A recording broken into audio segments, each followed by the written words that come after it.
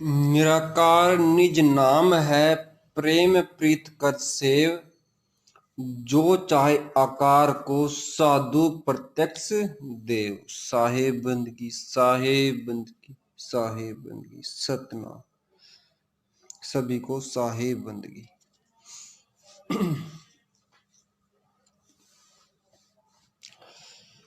यहाँ पर साहिब हमें निराकार जो परमात्मा है वो ही हमारा निज नाम है और उसको सतनाम का प्रतीक माना गया है। जो हमारा मूल है वो हमारा निज नाम है और वो हमारे घट में सदैव निवास करता है, जिसके बिना हम जीवित नहीं रह सकते। नाम का स्मरण अत्यंत निष्ठापूर्वक सदैव करना चाहिए। यदि हमें नाम को प्राप्त करना है तो हमें किसी साधु की शरण में, संत की शरण में, महंत की शरण में, गुरु की शरण में जाना पड़ेगा और तब उसका साक्षात्कार हो सकता है, उसके प्रत्यक्ष दर्शन हो सकते हैं। और वो साधु संतों के अंदर प्रत्यक्ष रूप में विराजमान रहता है। जैसे क्या होता है कि हमें कोई चीज वस्तु प्राप्त करनी होती है, हमें उसके लिए उसको वेद को जानने वाला संत, महंत, गुरु या शिष्य को ढूंढते हैं ताकि वो हमें वेद को बता सके। इसलिए प्रत्यक्ष रूप से जो निज नाम है, जो सतनाम है, वो हमारे गुरु संतों के अंदर होता है और प्रगट रूप से होता है। इसलिए हमें गुरु संतों की शरण में जाना चाहिए और यह तभी संभव है जब हम किसी गुरु की शरण में जाएंगे और निष्ठा भाव के साथ प्रेम, लगन और विश्वास गुरु पर करेंगे, तब वो पद, वो सतलोक, वो सिंधु द्वार खुलेगा। और हमारा विचार कल हमारे जो मेन शीर्षक प्रेम के अंग से ही है। आगे साहिब हमें प्रेम के बारे में बता रहे हैं। हमारी जो पिछली साखी थी उसमें हमने बताया था कि हम जो ये प्रेम है ये कहीं बाड़ी या फसल नहीं है, यह कहीं बाजार में नहीं बिकता। राजा प्रजा कोई भी हो, गरीब अमीर, कोई भी इस प्रेम के भाव को अपना सकता है। शर्त यह है कि उसके लिए उसको अपने अहंकार और आत्म समर्पण की जरूरत है। और अगली साखी साहिब के उस प्रेम के अंग से साहिब कह रहे हैं कि देखो, जब हम किसी चीज को अपनाते हैं उसमें एक शर्त और कंडीशन रखी जाती है।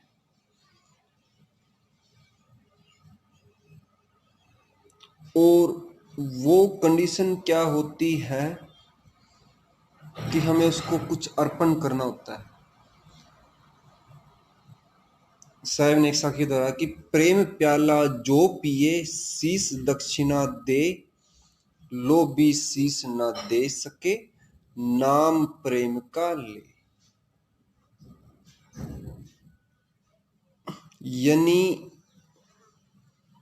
जो प्रेमी रूपी रूह है, जो साहिब के नाम में मस्त है, सतनाम की लगन में लगी है, वही इस प्याले को पीती है और उसके लिए वो अपना दक्षिणा के रूप में अपने अहंकार को देती है। और लेकिन जो लोभी रूह है, जो जीवात्मा है, वो कभी भी ये कार्य नहीं कर सकती। वो नाम के भाव में नहीं बह सकती। जो लोभी इंसान है वो कभी भी इस अवस्था को प्राप्त नहीं कर सकते, क्योंकि वो लोभी जो रूह है वो अपने अहंकार को नहीं छोड़ती। वो गुरु को एक सामान्य व्यक्ति, अपना जैसा व्यक्ति समझ के उनको पूजती नहीं, उनको मानती नहीं, उनके जो गुरु मंत्र उनको नहीं जपती। और एक सिंपल जीवन जीने वाला एक इंसान के रूप में उनको ठुकरा देती है, और वो बाद में उनको पछताना पड़ता है। तो इसलिए साहिब हमें समझाते हैं कि हमें जो ये साहिब के द्वारा जो गुरु मंत्र दिया जाता है, संत महंत गुरु के द्वारा, शिष्य के द्वारा, तो उनको निष्ठापूर्वक भाव और प्रेम भाव से अपनाना चाहिए और उसमें लगन लगना चाहिए। और क्या होता है कि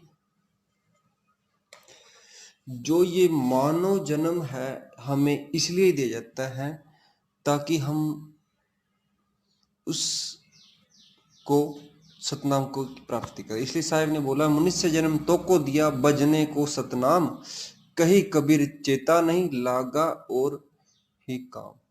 यानी सतनाम का भजन करने के लिए मनुष्य जन्म तुझे इसलिए दिया है कि किंतु तुम उसको चेतते नहीं और मावी काम में लगकर अपना अमूल्य समय गवा देते हो। ना गुरु से प्रेम किया, ना वो हमारी चेतना जागृत हुई, तो हमें वो पद कैसे प्राप्त होगा।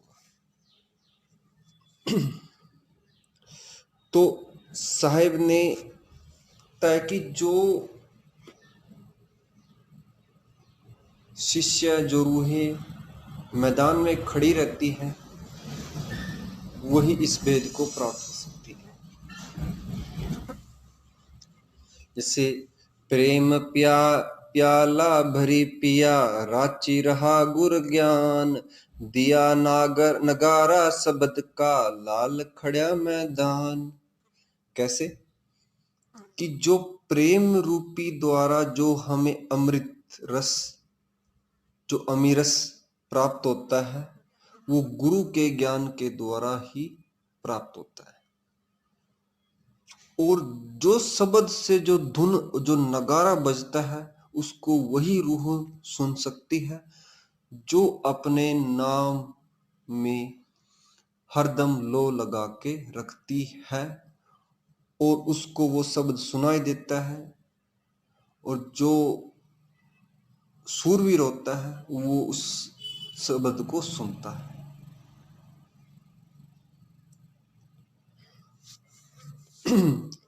अभी वही साखी आ गई अपनी, जो मैंने बताया था कि छिन छिन चढ़े छिन छिन उतरे, सो तो प्रेम नाही, अगट प्रेम पिंजर बसे, तो प्रेम कहावे सोही। यानी क्या होता है कि जो ये प्रेम है, जो हम प्रेम भाव बोल देते हैं, यह कोई एक रंग नहीं कि तरह नहीं है कि एक बार चढ़ा दिया फिर उसके ऊपर दूसरा चढ़ा दिया, ऐसा नहीं है।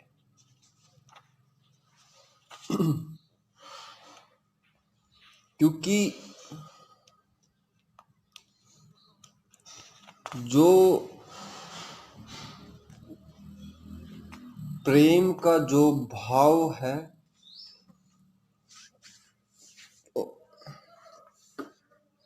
वो सत्य से तब होगा जब हम विश्वास करेंगे, और जो पल में हो जाए, पल में समाप्त हो जाए, वो प्रेम नहीं कहला सकता। और यह तो एक मात्र छलावा है, दिखावा है। प्रेम कभी नहीं घटता और नहीं कभी खत्म होता। यह तो पूरी तरह से तन मन में बस जाता है, और इसी से को हम सच्चा प्रेम बोलते हैं।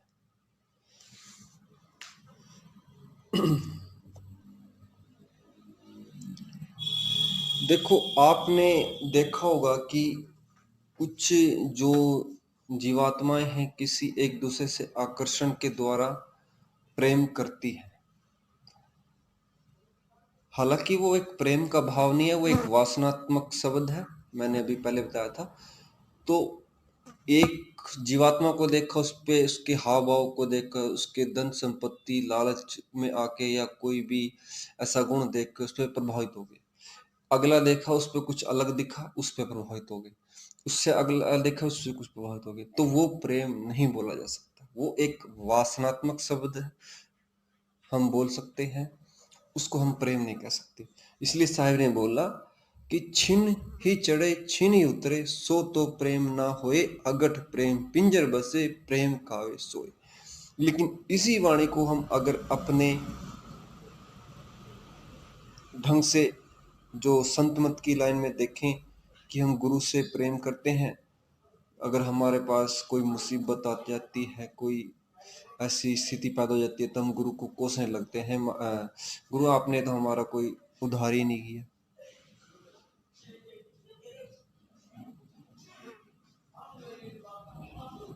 तो हम अपने गुरु को कोसने लगते हैं। इसके लिए साहब ने बोला कि वो प्रेम नहीं है। हालांकि हमें अपने मालिक पे, अपने गुरु पे, अपने संत पे अपने विश्वास करना चाहिए।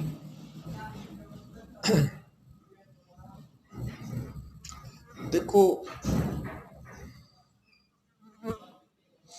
थोड़ी सी देर में हम सुख आते हैं तो हंसने लगते हैं, और दुख आते हैं रोने लगते हैं, और वो प्रेम नहीं हो सकता।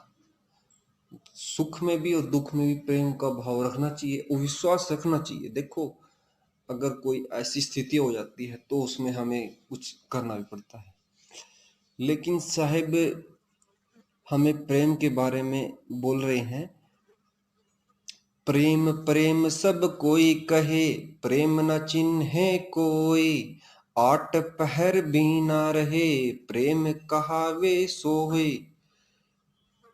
यानी प्रेम की बातें सभी करते हैं, परंतु प्रेम के जो आंतरिक रूप को हर कोई नहीं जानता, और जिसमें प्रेम में आठों पहर दिन रात गुरु के नाम में लगा रहता है, उसी को हम प्रेम बोलते हैं। और साहिब के प्रेम में, उनकी भक्ति में सच्चे भगत सदैव डूबा रहता है। जो सच्चा भगत है वो साहिब के गुरु मंत्र, जो बिरहुली मंत्र है, उसमें हमेशा लगन लगाए रहता है। और जो सतगुरु से जो प्रसाद प्राप्त होता है वो प्रेम के जरिए ही प्राप्त होता है।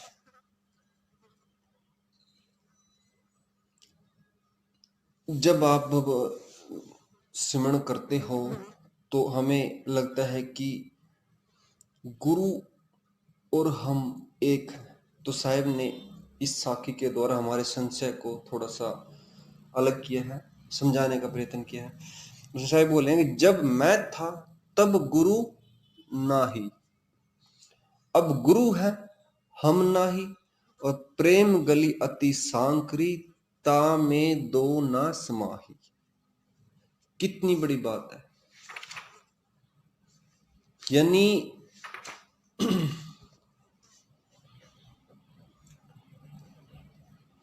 जो हम बोलते हैं कि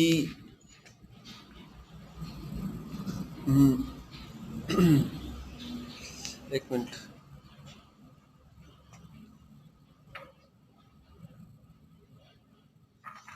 ये तो उसी के साखी है। हाँ, ये इसी साखी से। तो जब हम भजन पे बैठते हैं तो हम गुरु के प्रत्यक्ष रूप को देखते हैं, उनके जो रूप है उनको निहारते हैं, और उसमें हमारा मन इतना मस्त हो जाता है प्रेम के भाव के कारण कि हम खुद को भूल जाते हैं कि हम गुरु हैं या शिष्य हैं। ये होता है प्रेम का भाव। आपने देखा होगा कि कहीं एक हम किस्सा सुनते हैं हीर रांझे का। उसमें क्या था, नहीं, हीर रांझे का भी था, लेकिन लीलो चमन की से जुड़ी बातें। जब लीलो पाकिस्तान में पहुंच जाती है और पाकिस्तान में पहुंचने के बाद यह बातें चमन को पता चल जाती है। ये बातें सब प्रेम को दर्शाती हैं, इनसे कोई वो नहीं। आप इनको थोड़ा अलग ना लें। तो जब वो उसको ये बातें पता चलती है कि लीलो पाकिस्तान जा चुकी है और मैं उससे नहीं मिल सकता, तो वो क्या करता है, वो पाकिस्तान जाने की ठान लेता है। और ये सब क्यों होता है? उसके प्रेम भाव के कारण। और जब लीलो को ये पता चलता है कि चमन पाकिस्तान आया हुआ है, तो वो उससे मिलने के लिए इतनी बेचैन हो जाती है कि वो अपने पाँव में चप्पल है नहीं है, या मतलब उसको ये लगता है कि मेरे को अपने प्रीतम से मिलना है। और रास्ते में एक जो साहिब का ध्यान कर रहे थे, मुल्ला जी एक नमाज को अदा कर रहे थे, मालिक का स्मरण कर रहे थे, तो वो उनके जो बिछोना होता है उस पर पैर रख देती है। और जो नमाजी रूह है उसको ये बातें पता चल जाती हैं कि इस स्त्री ने मेरे जो दरा कालीन है उस पर पैर रख दिया। और वो उसको बोल देता है कि अब मैं, आपने ये नहीं देखा कि मैं नमाज को अदा कर रहा हूँ। तो वो उसको ये बोलती है कि हे मालिक के बंदे, मैं इसके लिए आपको आपसे क्षमा मांगती हूँ कि मैंने ये कार्य किया, लेकिन मैं आपसे ये क्वेश्चन पूछती हूँ कि मैं तो चमन से मिलने के लिए इतनी बेचैन थी। ये तो एक मानो एक देह का पुतला है, 5 तत्वों का बना हुआ एक हार्ड मास का पुतला है, जिसके लिए मैं इतनी बेचैन हूँ। और आप तो उस पर्वतदिगार, उस मालिक, उस अल्लाह वाहिगुरु, उस सतनाम,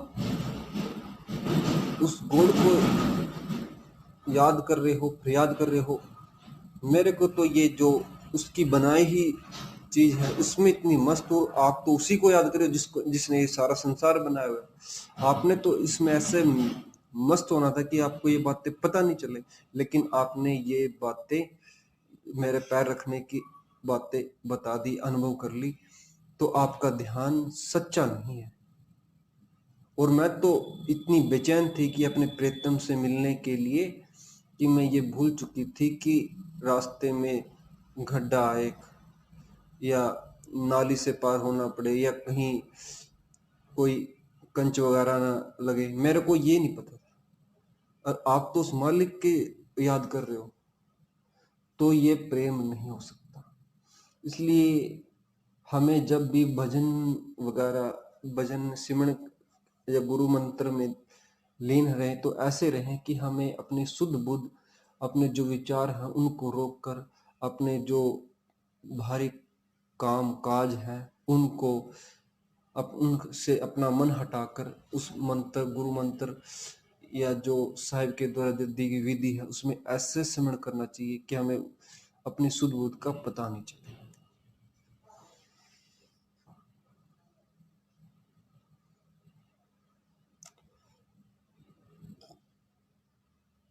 तब जाके वो हमें पद प्राप्त होगा।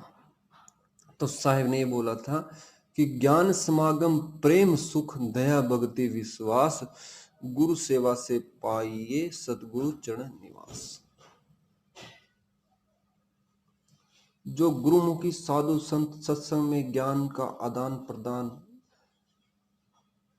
ज्ञान को दृढ़ाते हैं, उनसे हमारा प्रेम बढ़ता है, उनसे हमें दया की भावना उत्पन्न होती है, और दया से भक्ति और आदि पुरुष में हमारा विश्वास बढ़ता है, और वह गुरु सेवा में लीन होता है और नाम पान पाता है। और फिर सुनन के अभ्यास से सतगुरु के चरण दर्शन होते हैं और जीवन से मुक्त हो जाता है। इसलिए यह तब संभव होता है जब हम पूरे प्रेम के साथ इस भाव को अपनाएं। यानी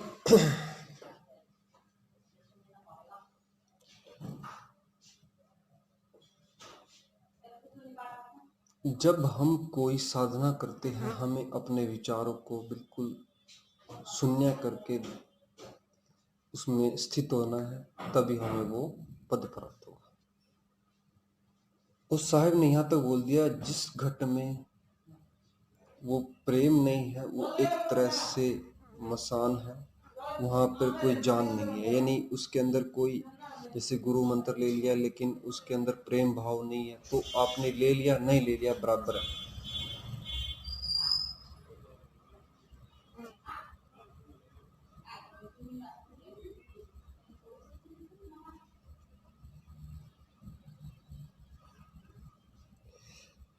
जब हम क्या करते हैं, भजन के द्वारा जब हम सिमरन करते हैं, तो हमारे अंदर गुरु के प्रति एक लहर सी उत्पन्न होती है, वो होती है प्रेम की लहर।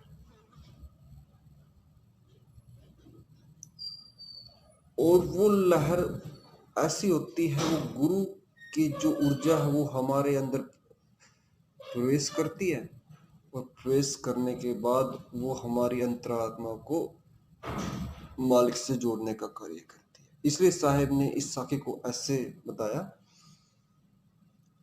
आया बगुला प्रेम का, तिनका उड़ा आकाश, तिनका तिनका से मिला, तिनका तिनके के पास। जब वो प्रेम हमारे अंदर उत्पन्न होता है और वो हमारी आत्मा को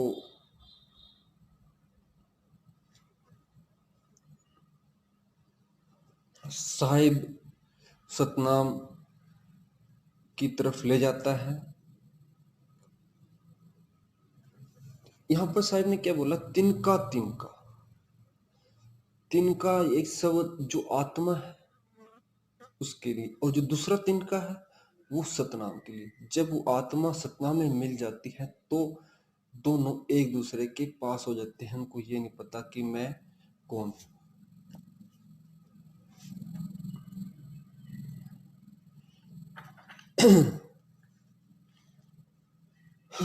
कितनी बड़ी बात बोल गए साहब, कितनी बड़ी बात, लेकिन हम जीव समझ नहीं पाते। साहब ने यहाँ तक बोल दिया, जिसके घट में वो प्रेम भाव नहीं है वो साक्षात मृतक है। उस घट में उसका शरीर ऐसे है जैसे लोहार की चमड़े की जो धोकनी होती है, आपने देखा होगा, जो मृत जानवर के खाल से बनी होती है, हवा भरने पर बिना प्राणों के ही श्वास लेती है। ये साके को ऐसे बोलते हैं, जहाँ गट प्रेम न संचरे सो गट जानू मसान, जैसे खाल लोहार की श्वास लेते बिन प्राण। वो जो लोहार एक खोखली बनाता है वो ऐसे होती है, उसमें ना तो सांस होती है लेकिन वो अपना सांस लेते रहती है, लेकिन वो कोई ऐसा जरिया नहीं है। लेकिन फिर भी हमने एक अजूम कर लिया ये बात साकी के द्वारा। वो जो धोकनी बनी होती है वो मृत जानवर की खाल से बनी होती है। जैसे हवा करते हैं तो वो हिलती रहती है, जैसे मानो उसके अंदर श्वास प्राण का संचार हो गया।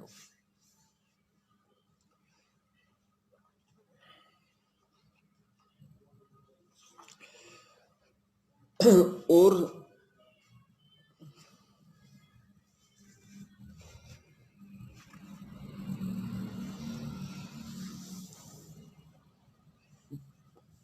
जब हमारे अंदर प्रेम उत्पन्न होता है तो हमारे अंदर दृढ़ता का भाव उत्पन्न होता है, और वो दृढ़ता का भाव ऐसा होता है कि वो हमारे अंदर एक विश्वास पैदा करता है, और एक ना एक दिन उस सतनामी समुंदर में हम मिल जाते हैं। इसलिए साहब ने एक साखी के द्वारा हमें एक बात बताई, बोली, प्रेम बिन धीरज नहीं, बिरह बिन वैराग, सतगुरु बिन जावे नहीं, मन मनसा का दाग। अगर प्रेम करते हैं, उसमें धीरज नहीं है और फिर उसमें विरह नहीं है, और बिना वैराग के हम सतगुरु की प्राप्ति नहीं कर सकते, सतनाम की प्राप्ति नहीं कर सकते। हमारा जो मन मनसा का दाग है, जो हमारे मन में विचार विकार पैदा हुए हैं, वो हमारे खत्म नहीं हो सकते। देखो कितनी बड़ी बात है।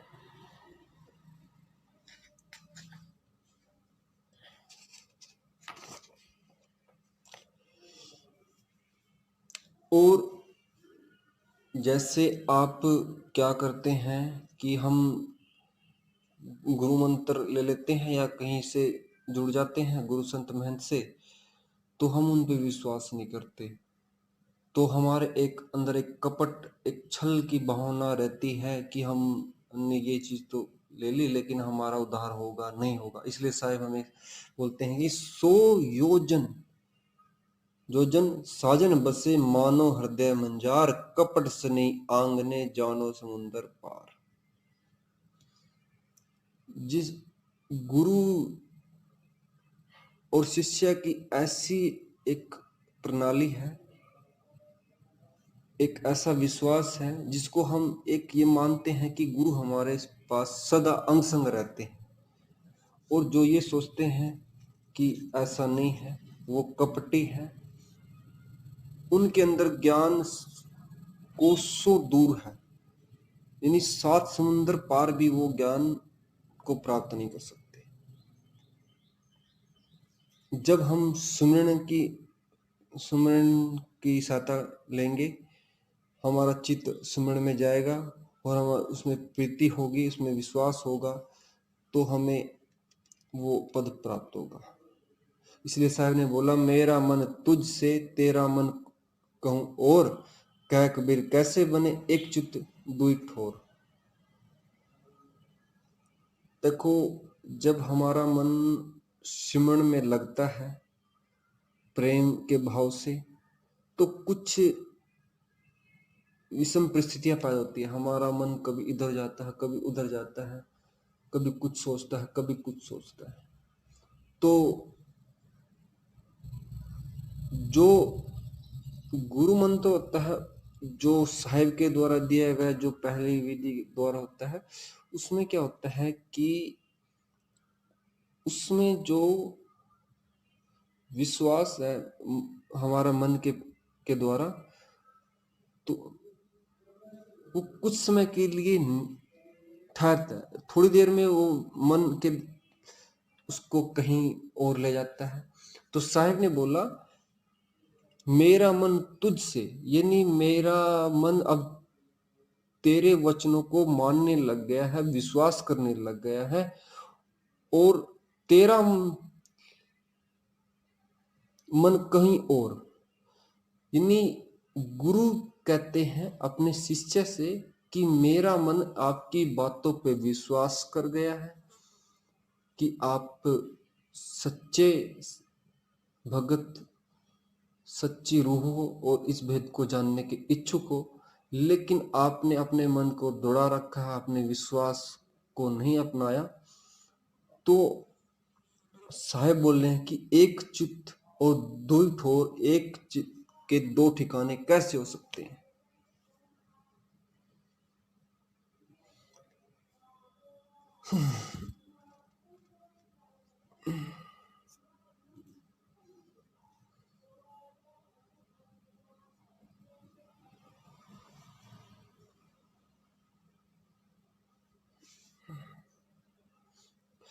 कितनी बड़ी बात है।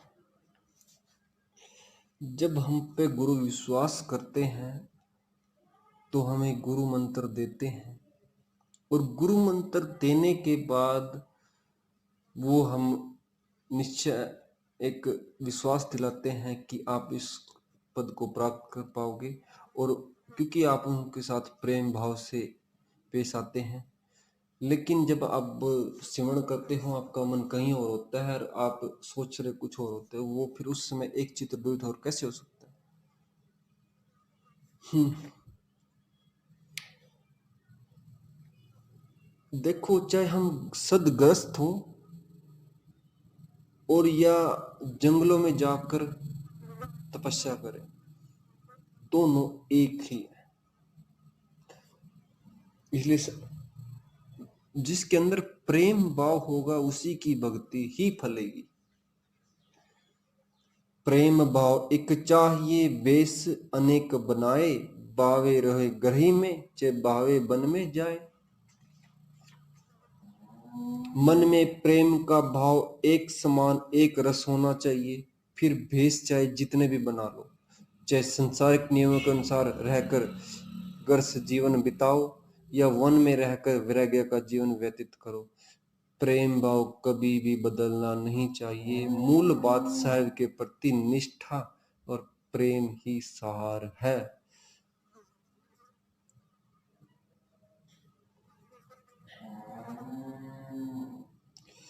असली साहिब ने बोला था कि कह कबीर जागा ही चाहिए, कह घर क्या वैराग रे। सच्चा प्रेम ही व्यक्ति को जागृत करता है और ज्ञान दृष्टि प्रदान करता है। सदगुरु की शरण में जाने से हमें आत्मा का जागरण होता, आत्मा का साक्षात्कार होता, आत्म स्वरूप निज लोक की प्राप्ति होती है।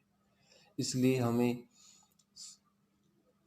प्रेम भाव को हमेशा जगाते रहना चाहिए, चाहे हम घर में हो या वैराग में हो, यानी अपने घर बार छोड़ के कहीं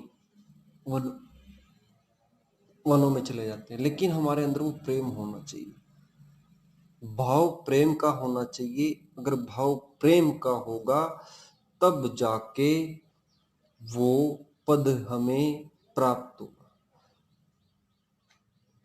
देखो, वैसे तो गृहस्थ और वैराग्य दोनों ही धाराएं अच्छी हैं।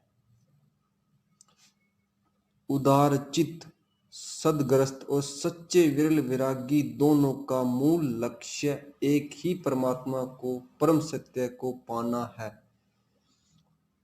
घर परिवार स्त्री पुत्र को छोड़कर सन्यासी का वेश धारण करने से कोई वैराग्य नहीं हो सकता, और संसार छोड़ने से परमात्मा नहीं मिलते, बल्कि परमात्मा मिलने से संसार छूटता है।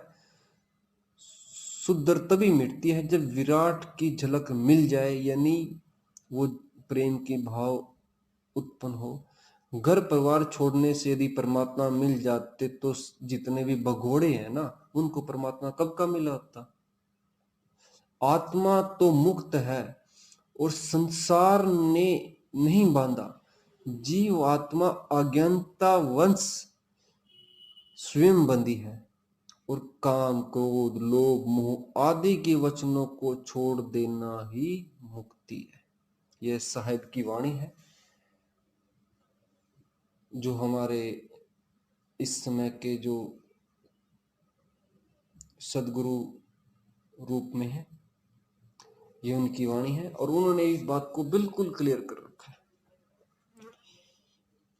पावे हम जंगल पहाड़ों में भी क्यों ना चले जाएं, अगर हम गुरु पद पे रहते हुए, सदग्रस्त रहते हुए, जैसे धर्मदास साहिब थे, परिवार के होते हुए भी उन्होंने अपने प्रेम भाव को कम नहीं किया और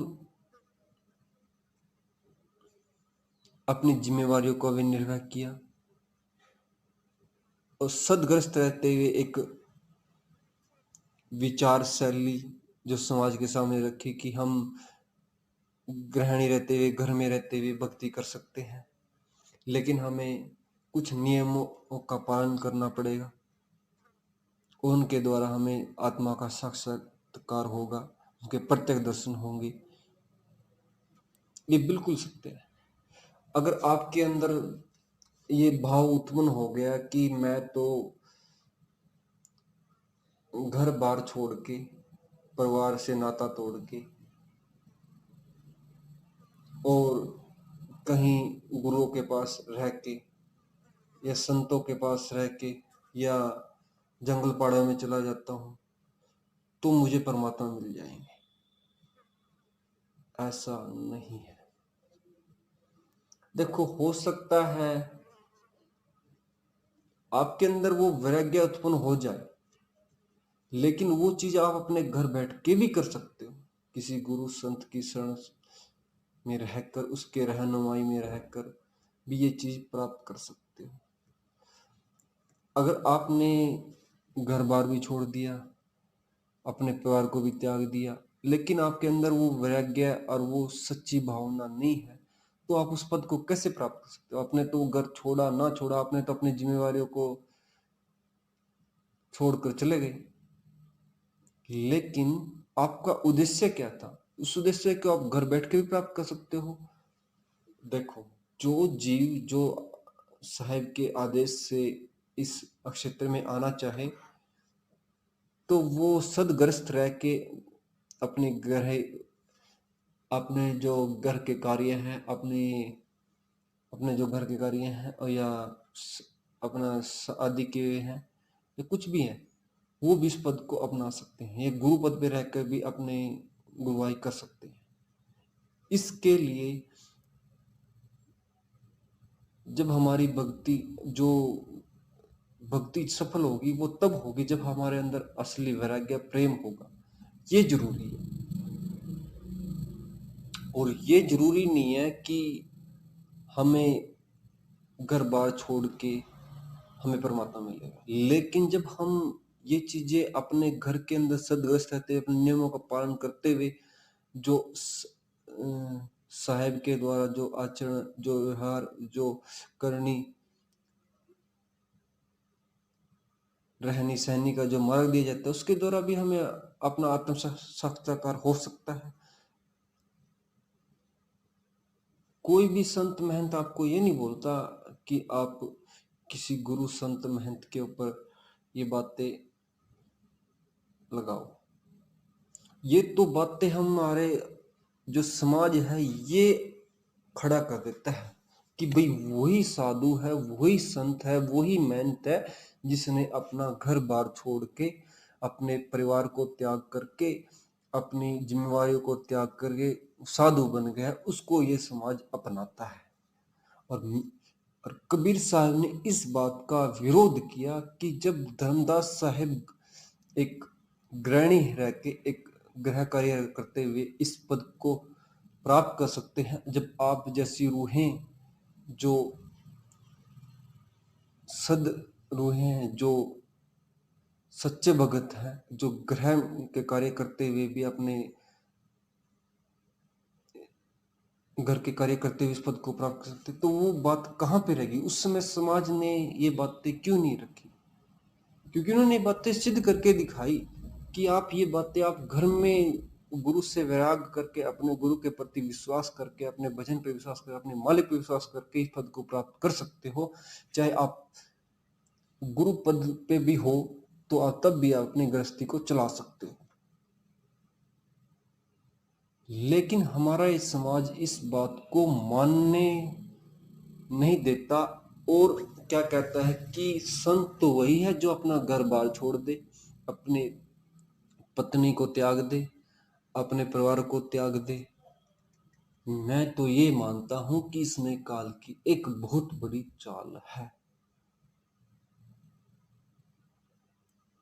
अरे भाई, वो अपने परिवार को त्याग करके, क्या उसके अंदर ये भावना नहीं आएगी? भावना खत्म हो जाएगी। लेकिन कुछ अपने मन को कैसे भी समझाएं कर लेते हैं। लेकिन मेरा ये मानना है, जैसे कबीर साहब ने किया था धर्मदास साहब के लिए, कि आप घर में रहते हुए, आप सदग्रस्त रहते हुए, अपने नियमों का पालन करते हुए उस पद को प्राप्त कर लोगे। और उसने किया, करके दिखाया, और आगे ये वंश परंपरा चली। तो गलत कहाँ पे है? ये हमारे ऊपर एक समाज के द्वारा थोपा गया एक निर्णय है, जिसको हमें बांधे होकर स्वीकार करना पड़ता है।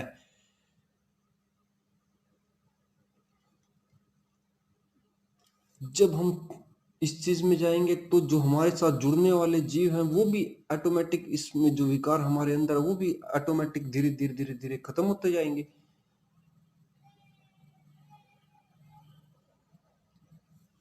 तो उनमें क्या ऐसी वो रहेगी?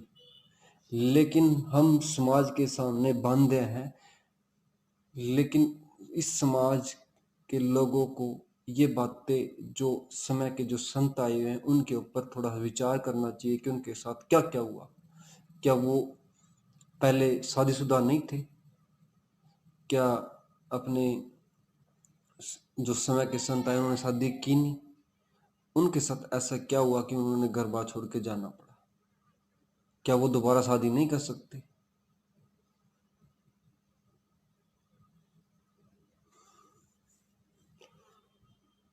गरीबदास जी ने भी जो साहेब के समय आए हुए थे उन्होंने भी शादी की।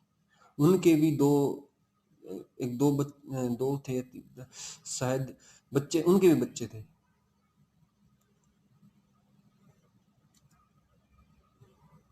मैं तो ये मानता हूँ जितनी भी ये शाखाएं चली हुई हैं इन्होंने भी शादी की हुई है और उनके भी अपने परिवार बसे हुए हैं।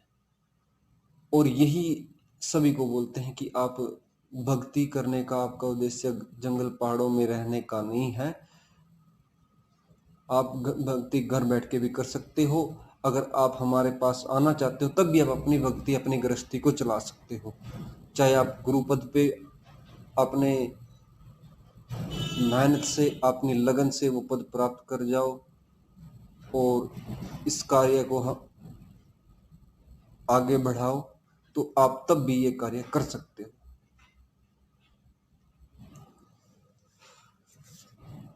मेरा तो और मैं जो समय के संत आए थे उनका सिर्फ एक ही उद्देश्य था कि भाई आप भक्ति कर सकते हो, लेकिन आपको दो चीजें जरूरी है।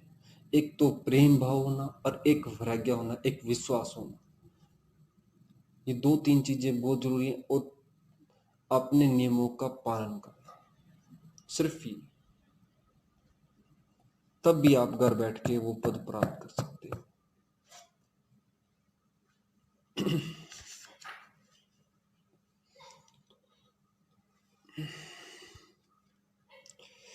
जैसे क्या होता है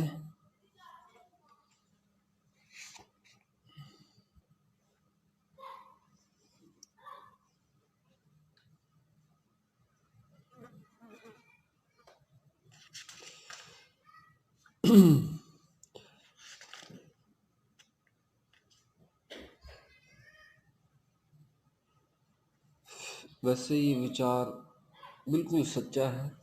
हमारे विचार आए क्योंकि शायद जो भी हम संतों के द्वारा जो निर्णय होते हैं, जो विचार आते हैं वो साहिब के द्वारा आते हैं और हम आपको बोल देते हैं ताकि जो ये नियम है कानून है इनमें कुछ चेंजेस हो। और मैं तो ये मानता हूँ कि जो पूर्ण संत हुए उन्होंने भी इस चीज को अपनाया किया।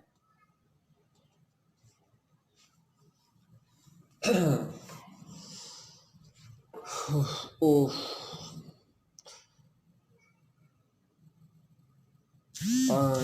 जो भी संत हैं इस वेद को जानते हैं उनको हम साहिब बंदगी बोलते हैं। और ऐसे संतों महंतों के प्रति हमें ऐसे कोई भाव नहीं लाने चाहिए कि वो ऐसा करते हैं वो वैसा करते हैं। हमें सबसे पहले उनके अंदर ये भाव देखना चाहिए कि हमारे अंदर वो चीज क्यों नहीं है,